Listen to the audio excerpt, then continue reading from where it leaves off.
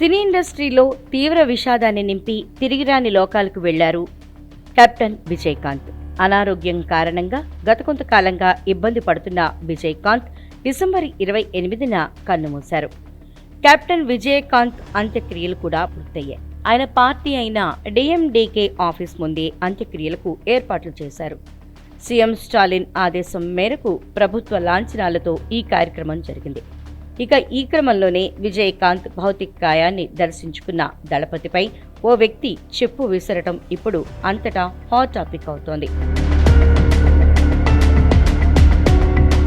దళపతి విజయ్ రావడంతో భారీగా అభిమానులు ఎగబడ్డారు. విజయకాంత్ పార్థివ దేహాన్ని దర్శించుకుని నివాళులర్పించారు. అలాగే విజయకాంత్ కుటుంబ సభ్యులను పరామర్శించారు. ఈ క్రమంలోనే విజయకాంత్ భౌతిక కాయాన్ని దర్శించుకోవటానికి వచ్చిన దళపతి విజయ్పై అభిమానులు ఎగబడ్డారు. విజయ్ను చుట్టుముట్టి కదలకుండా చేశారు. సెక్యూరిటీ ఎంత ఆపినా అభిమానులు మాత్రం ఆగలేదు. విజయ్ను చూసేందుకు, ఆయనను తాకేందుకు ఎగబడ్డారు.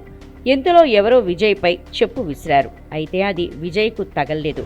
ఇప్పుడు ఈ వీడియో సోషల్ మీడియాలో వైరల్గా మారింది.